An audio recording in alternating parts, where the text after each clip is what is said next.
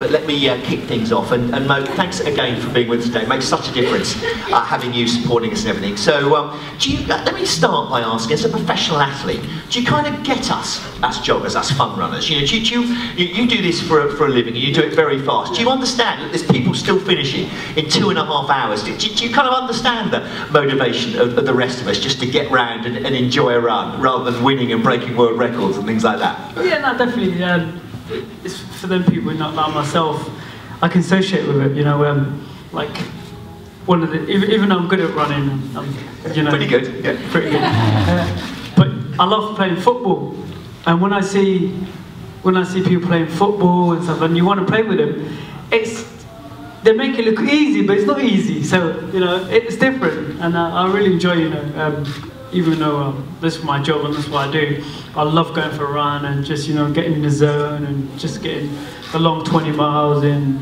Yeah, I do generally enjoy it. So you can still, as a professional athlete, even though you train unbelievably hard, okay, yeah, you still genuinely enjoy your running. It's the way, you know, I went for a run yesterday and loved it and cleared the mind and it was great. You still enjoy your running, do you? Yeah, no, I definitely do 100% enjoy it. And the only time that you realise, like, you know, what you miss is when you go on a break.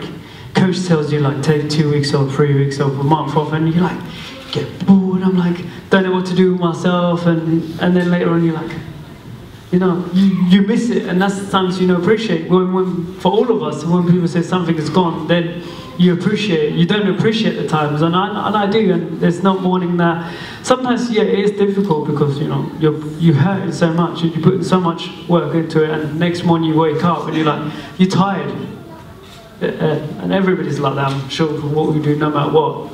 Our jobs, there's days that you go tired, there's that, but I do generally enjoy it, and that's why I'm always smiling and just, you know, just chilling, living a dream. It's good. And no, you are living a dream, and I'd certainly love to be doing what you're doing, but the reality is, yes, you love it, but it's tough as well, isn't it? It's tough. Just talk about some of the sacrifices you make, your time away from your family. I mean, it's not an easy option in your life, is it? It's not an easy option at all. For me, like, the toughest thing is, like, for all of you, I'm sure you can associate, like John can. When you've got kids, it's very difficult. You want to be there for your kids. You want to take them to school. You want to be able to do what every day mom's doing, and it's that, you know, take them to school, you know, do the homework with them and stuff. And sometimes it doesn't allow you to do it because for my job, what it does, I've got to eat, sleep, train, and go away for a block of training. Like I was in, before I broke the world record, I was in Ethiopia for 7 weeks, and I haven't seen my kids. So sometimes Skype doesn't work well because the internet connection was so good. So most of the time on the phone, and you know, the wife's on the other side, and she's telling me what's going on, and you want to help, but you can't help. So that sometimes it's hard, but you know, and then when you break a record, that's what means a lot to me. All the sacrifice you made, it's like, wow. It was definitely worth it. It would not change anything, but at the same time, I want to be just like everybody else, you know, have a normal life. But sometimes it's difficult, but you know, it's something you're good at. And as a journalist, I'm sure in your career, you know you only got a short window. So you have to be able to take that chance and make the most out of it. And that's what I want to do, you know, in my career. That's what I want to. Well, I think you certainly are doing that, so no one can argue with that. Look, in a moment we'll talk about the future. Let's talk about the past for a second. London 2012, we always remember that amazing week when you won 2 gold medals. I was there on Super Saturday. It was the most amazing night of my life as a spectator. Just try and describe to us, that week must have been bonkers for you, but just try and talk us through that week. Yeah. That week leading up to it, it was difficult because, you know, we saw the opening ceremony, we got excited, and wow. At the time I was in France, couldn't understand they were speaking French, so which is a good thing. And then the events got going, and we saw it on TV, and you know, we got excited, and you know your chance will come. And seeing the stadium for me was huge, just knowing like I'm going to compete there. And then I didn't want to read any media or anything like that, so we were in France. I wasn't doing anything. I was just kind of just focused. So and then 2 days before my race, I came into the village, and then you know the village was good, and then walking in the stadium, that was for me was just incredible. Just to see so many people there holding the British flag, just there, I was like, yeah, this is it, this is it. And you know, you wait for so long. Olympics doesn't often come around, and when it finally came around, it was just incredible. And then going into a race, I was thinking, yeah, 10K, I've got to do it, I've got to get a medal. That was my aim, even though I wanted to win, but at the same time, you've got to set yourself to host it. Yeah, I've got to get in that top 3. And then once you do that, the race start off, and how you won. And then you get closer to it, and you're like, yeah, I can win it, I can win it, I can win it, I can win it. And then it was just unbelievable. I mean, you've won plenty of medals since. Hopefully you'll win plenty of medals in the future. We'll talk about Rio in a moment. But do you think you'll ever have a moment again like London? Or do you think London, you know, when you look back age 135 at your athletics career, okay, do you think you'll look back and go, you know, I had a great career, but London was something else? Yeah, there's no way. Oh, in my entire life again, I think in my career, while running, it's honest, and I don't think I will ever experience what I experienced in London. You know, the Olympic to come round, to have it in your hometown, and to have 75,000 people shouting out your name, holding a British flag. It was just, as a country, you know, we came together, no matter where you're from. If you're from Wales, Scotland, Ireland, no matter what, we were one. And, you know, at that point, I don't think we can have it again. And that's what really, you know, drives me as an athlete. And since 2012, that's what really keeps me going. I'm like, when I hear that or watch the race back, you know, I want to do more. It drives me. Well, talking about being driven, let's look ahead now. What should we call it? Project 2016. I can't believe Rio is almost upon us. You know, so next year is Rio. Are you already absolutely planning, focusing on defending those 2 titles next year in Rio? And how is Project 2016 going? Yeah, no, it's definitely going in the right directions. And as a long distance runner, you've got to kind of just take 1 year at a time. You can't think, you know, about Rio. I've got the World Championship this year, so I've got to concentrate on that. But at the same time, Rio is still in my mind, but it's not like my main aim. You know, we just want to get 1 year out of the way, and then you say, oh yeah, here's it. But yeah, I'm excited, and hopefully, you know, if I could defend my 2 titles, it would be incredible. You know, so for me, it's like someone I really look up to is Usain Bolt and what he's done for the sport. And you know, for him, if he could do certain things, then you know, it's possible. So that's what I see myself. And it would be amazing if I could do something Rio again. Well, it certainly would. And talking of Usain, by the way, you 2 are buddies, aren't you? What do you and Usain Bolt do when you hang out together? I don't hang out with him too much, you know, but I see him in the circuit, and he's a good lad, and you say hello to him, and he's just a, you know, funny guy. And sometimes for him, imagine what it's like for him. It's pretty difficult for him to walk down the road or do certain things, but you know, he just carries himself well. I imagine it's not that easy for you either, Mo, but you're quite recognisable. But anyway, let's talk about this year. It started incredibly well. World record last month, over 2 miles at the Indoor Grand Prix, so congratulations. Yeah, just talk us through the rest of the year and what are the big goals this year? Yeah, no, the season started well for me. To break a world record, it was incredible. It was something, you know, so many people would ask me, when are you going to break a world record? Were you ever going to go after a world record? I'm like, yeah, I've already got 1 record. That's the sack race I did last year. 100-meter sack race. I did that world record. What time was that in? What is the world sack race? I think it was 18 seconds. Yeah, it's pretty hard. Well, there's a goal for all of us. Try and break Mo Farah's world record. 18 seconds. It's 18. I'm not even sure. But it was kind of slow time, but it was hard. And then now I finally got actual official, you know, track record, which is, you know, I couldn't ask more than that. And you know, I've put a lot of hard work into it. I was away in Ethiopia preparing for that particular race for 7 weeks, and the season is definitely started well. Yeah, it certainly has. Well, good luck for the rest of the year. Final question from me, then I promise I'll hand over to all of you.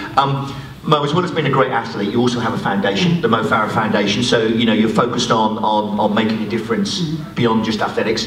Just give us the top line on the foundation and what you're hoping to achieve through it. Yeah, no, definitely. The foundation's going well. Me and my wife set it up in 2010. Our aim was, when I went back in in Somalia, East Africa, and saw the kids and stuff. And I want to be able to change their lives in terms of what we can give back in terms of if it's education or just clean water. And it really touched me as a parent at that point. But now we're growing bigger. We actually just got a box there where some of the athletes, I've met some of the athletes just there now, where we're doing a lot more in the UK now. We started with in terms of offering scholarship in terms of kids that has potential in sports, not just in athletics, in any sports. So we're supporting through Brunel, now St Mary's, and now hopefully we want to expand into Loughborough. And I want to be able to give kids a chance to be able to enjoy what they love. And my aim is to be able to, to continue and give back something. I believe, I can give back something to the kids, and that's what we do. And our aim is to be able to, support. Great, well, best of luck with that. Thank you once again for being with us. Right, I've asked all the boring questions. You can ask all the fun questions now. Who would like to ask Mo a question? John. So you had one experience running a marathon. May not have been the result you wanted, but it was still an insanely fast time, especially for a first time out. So after Rio, do you have any thoughts about what it's going to take for you to slip a few minutes off your marathon time? It's a good question. Definitely sort of my aim was, last year doing the marathon. I struggled for myself. My target was to be able to, run fast on what I did, and in terms of my position, I would have liked to have done better.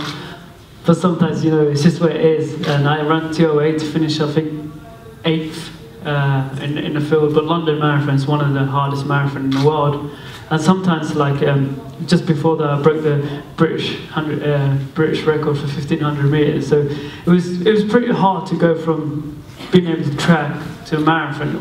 For me, it was tough. I loved the training, I loved everything, but it was challenging. It was very hard, and it was over halfway. Once I went over halfway marathon, like the distance you guys did today, I was finding it hard. But I still had to keep going, and the atmosphere was incredible. And I will not change any part of it, but I would like to be able to, after Rio, to come back and see what I can do. It would be nice to be able to see if I can, to shave off a bit of time off that.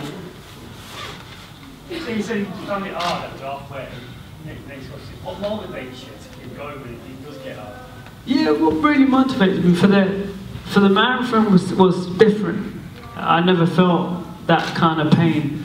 It was kind of, it wasn't lactic, like sometimes you get lactic acid in a track race where you're going along and you go 400 meters to go and your legs get tired. You can feel the lactic and you can't move. And you can feel it just slow down hard. But in the marathon, I just got slower and slower and slower. And what really kept me going in the marathon was the crowd and seeing so many people just cheering your name and, telling myself, it's London, all these people want me to do well. And just thinking about 2012, I think that's what kept me going. But in the track race, you can do training, you can do specific training, and you can race 5K this week, and then in 3 weeks' time, you've already done a great race here. So it's easier mentally to say, oh, well, I've already done that race, I'm good at this.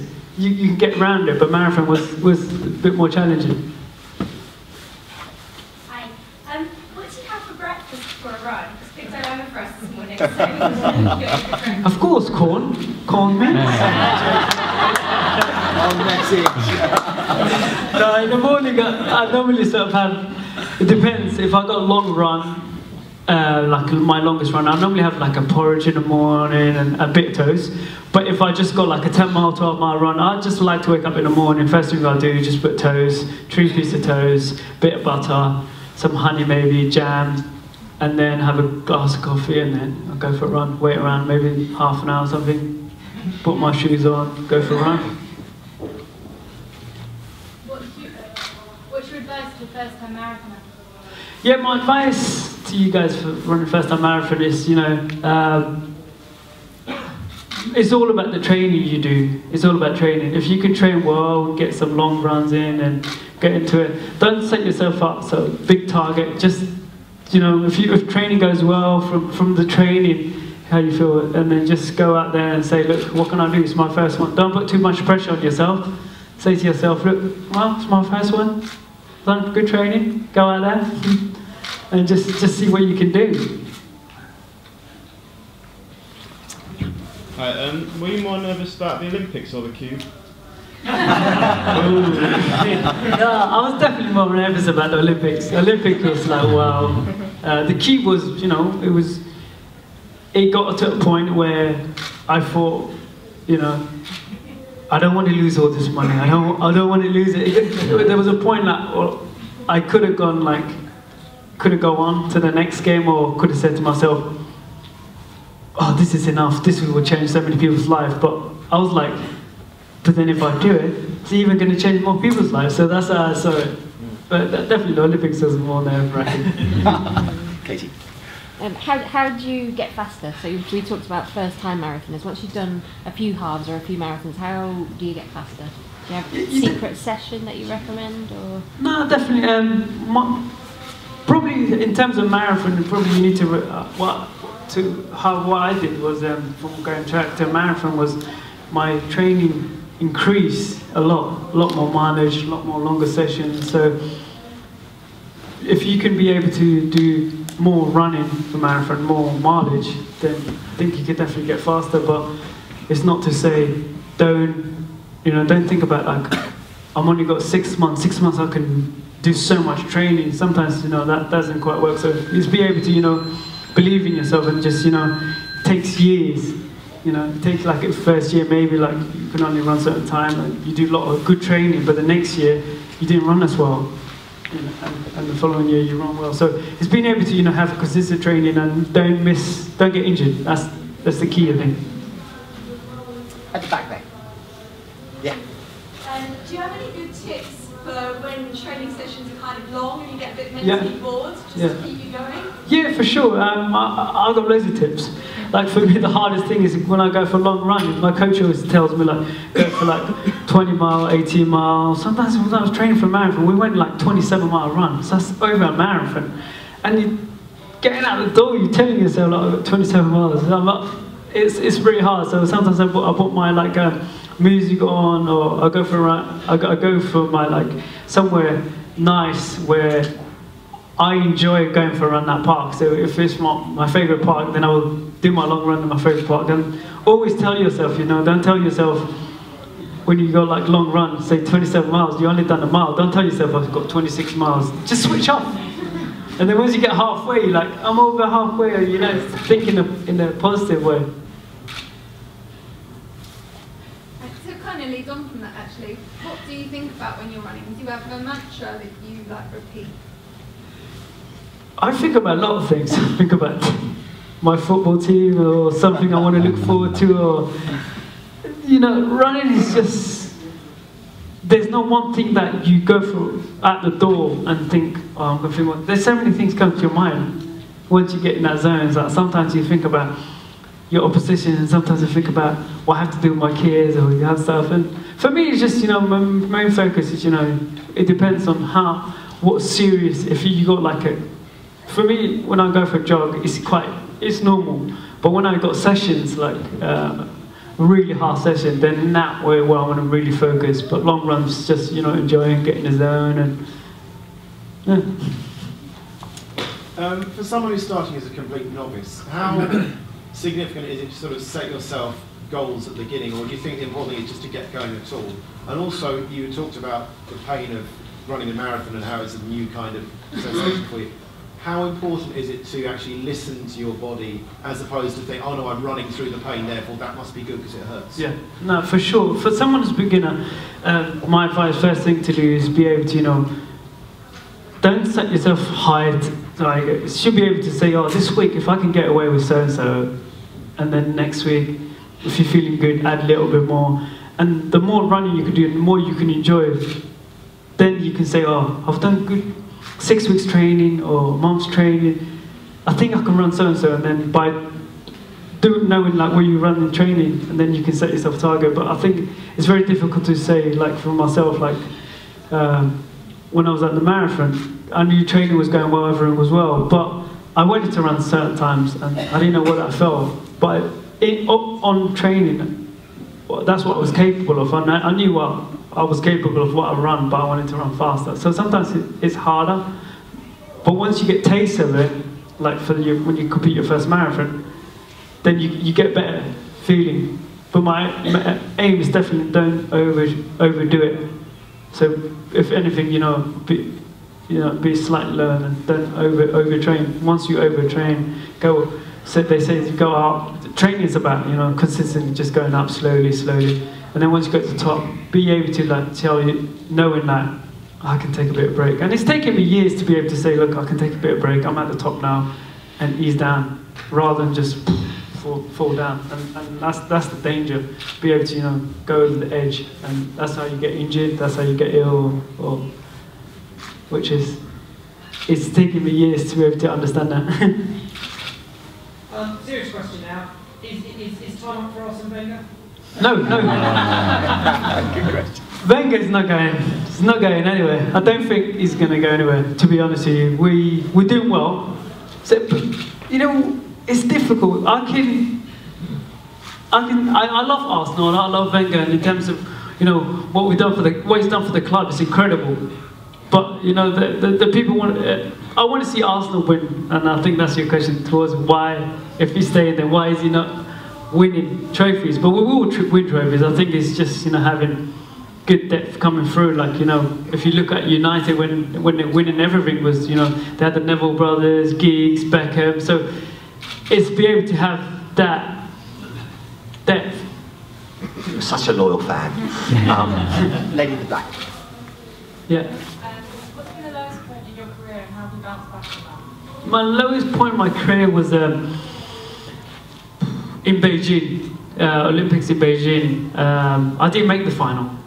I was hoping that I was going to make the final. Training was going well, and I just didn't make it. It was just didn't happen. And for me, that was one of the lowest point in my career. And then to know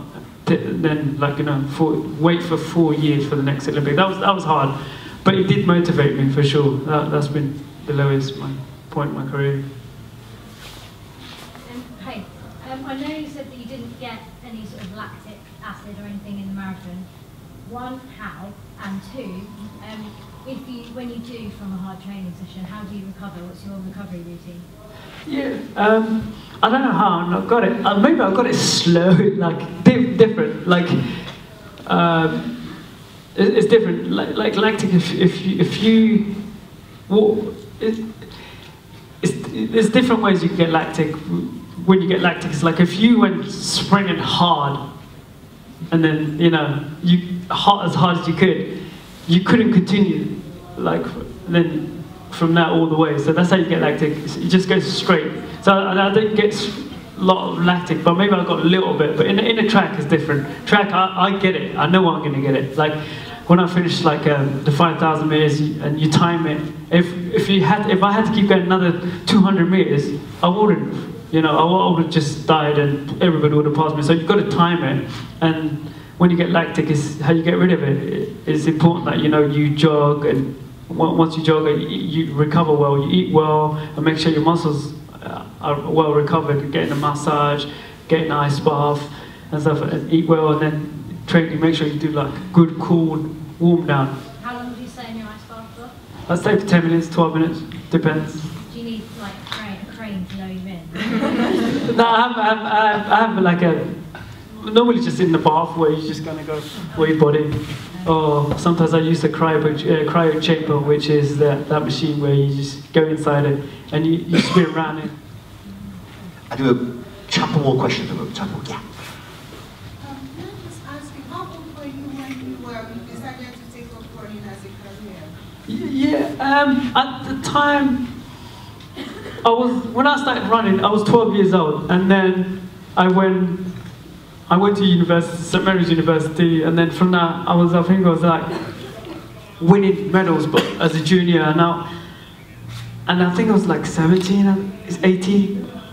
I think I was 18, and then I couldn't quite make it to the seniors, 18, and then I did the European under 23, which I came second, and then there was another point where I was actually senior, and I had to make that decision where, it wasn't quite well, and I remember I went to the Commonwealth Games in 2006 in Melbourne, and I didn't do so well there. And then at that point, that's when I decided that, I think it was just before it, that's when I decided, in 2005, that's when I decided I want to be an athlete rather than someone who's just going for a run and, you know, going out with your friends and doing other stuff. And that was the choice I had to make. And that's when I said to myself, I'm going to be a serious athlete. I'm going to be like eat, sleep and train. And that was in 2005. It worked. Yeah. Men's marathon times have, world record times have dropped quite a lot, but there hasn't been quite so much of a drop in the women's marathon times of late. Do you think there's any reason why? What is it that they're doing that the women could be doing to improve their times? It's a good question, actually. I've never seen that. Yeah, the times hasn't dropped. Paula has broken the record, isn't she? And she still has that. That was how many years ago? That was in London Marathon as well. 10 years ago. 10 years ago. And there hasn't been, you know, anything close to that. So I don't know.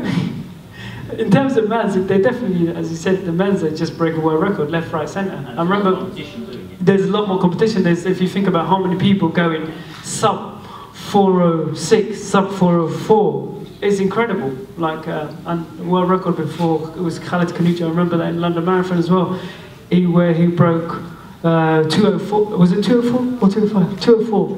He broke 204. So it's moving, but I don't know what's happening with the women. Crack on, women, will you? Final question. Yeah. She has a question as well, but Combine them. Crack on women. Yeah, I work for Glamour magazine, and we've got a campaign about trying to encourage more women to participate in sport and why it matters. So maybe you could tell the women like why sport matters, why they should get fit, why they should bring it into their lives. It's a great question. Now, sports keeps you fit, and women should get involved definitely. You know, in terms of everybody needs to exercise and to go for runs or do something for sure. You know, it's good lifestyle. It keeps you fit, keeps you happy. Definitely keeps me happy. So, but there's a lot of people out there who do different things. But sports keeps you fit. That's important. Do you want to jump in the back of that? Yes, please. Who's your biggest inspiration when you're running, particularly when it gets hard, it gets tough? What role do they play in your kind of mental training and mental toughness? I think about when it gets tough, my oppositions really. That's what really drives me. Thinking about my oppositions or thinking about moments that when I did well, like London, for me that it motivates me all the time. So I think about that a lot since London. Well, look, we could chat all afternoon, but sadly, I think we're out of time. Have we got some time for a few photographs with Mo, with some people? Yeah. So, Mo, thank you so much for being with us today. Thank you for supporting us. Thank you for starting us. Can we please show our appreciation for Mo Farah?